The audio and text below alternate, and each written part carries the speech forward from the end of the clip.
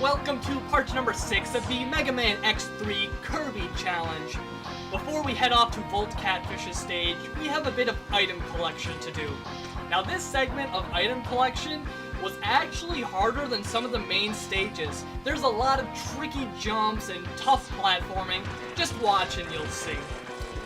In this stage, we need to get a sub-tank as well as the Buster upgrade. And I wanted to talk about the Buster upgrade for a little bit.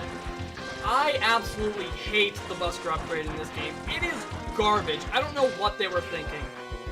So in Mega Man X1, the Buster upgrade was basically just a third charge shot. It was just a more powerful charge shot, and it worked. It was great. I liked it.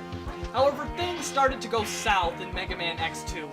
In Mega Man X2, they decided that the Buster upgrade would allow you to store 2 charge shots, which is fine. That sounds like a good upgrade, but the problem is in order to fire them, you had to be standing still on the ground. And this same property transitions into X3, but it gets even worse in X3. In X3, they decided that they wanted to implement this new system. This system where if you fired one charge shot and then another one, you could get them to combine and make some sort of super charge shot. The problem is, it doesn't work. Well, it does work, but you have to stand still on the ground, actually stand there long enough to get the charge shots to combine, and it's not even that powerful, to be honest. It really isn't that powerful for all the work you have to do to get it to combine and all of that. And I really gotta question the developers here. Why do you make us stand still while we're firing this stuff? It really hurts. And don't say it doesn't. You may be sitting there thinking, oh really, that's not that big of a deal. No, it is a big deal. It really is. For someone like me who has to do a challenge where I have to beat the game without taking damage, requiring me to stand still while the bosses are attacking or whatever, just to fire a charged shot, that's unreasonable. It's unreasonable to expect me to do that. It's terrible. I don't know what they were thinking. I really don't. It is horrible. I never get this thing when I play the game. But the problem is, for this challenge, I need to get as many items as possible. But in order to get some of those items, I need to get the upgraded Buster. It is the worst upgrade ever. I don't understand. Why make us stand still? It really hurts. It really does. And I have a lot more to say about this, but we're going to save it for another part. So now we're in Volt Catfish's stage. And here we're using the Tornado Fang.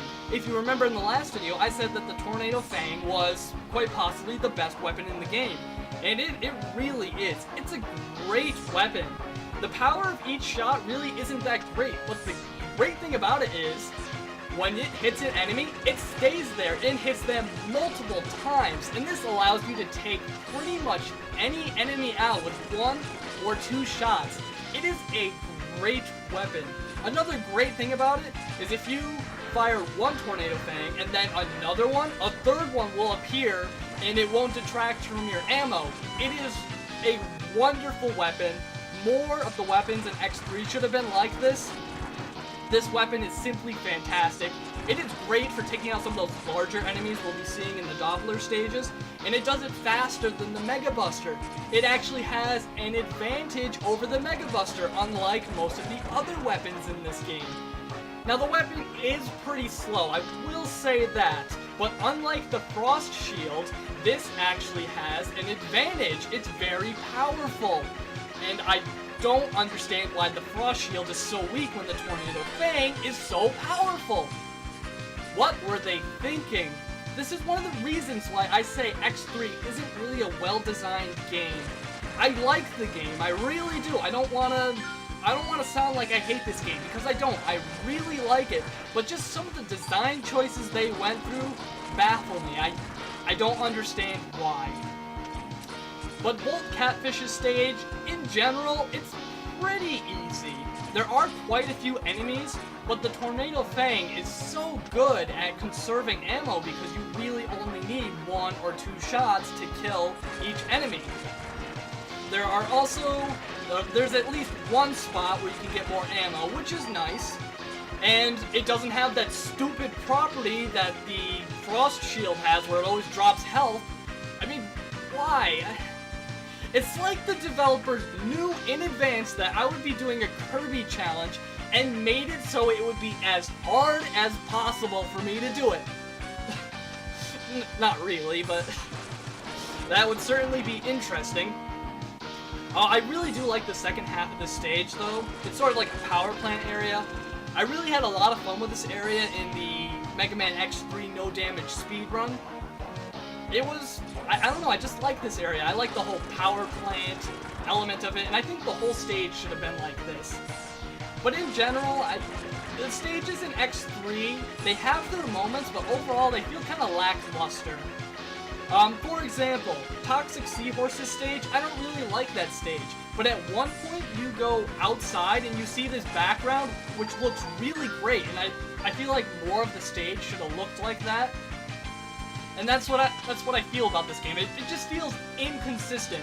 For every good moment, there's a bad moment. It's not a terrible game. It's still a Mega Man game. I still love it. But it has some inconsistencies, some bad design. But if you haven't played this game, go ahead and try it, especially if you've played some other Mega Man games. I think it's a lot of fun. But, like I said, there's a few design flaws, in my opinion. I feel like they should have fixed them. Anyways, here's our boss for the stage. It is Volt Catfish. Now, Volt Catfish is very similar to Toxic Seahorse. You just run right and you run left. Simple as that. Halfway through his life bar, he will change up his strategy where he will go to the middle room and try to do this attack where he throws a bunch of lightning balls at you. But if you're using the Tornado Fang, he won't be able to move. He won't be able to do the attack, so it's very easy.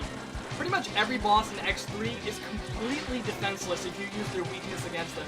But if you're not using their weakness, like just the Mega Buster, they're pretty hard, and X3 has some of the hardest bosses in the series, which is great for me. I would love to come back to this game at some point and do it only with the Mega Buster, but that won't be for a while.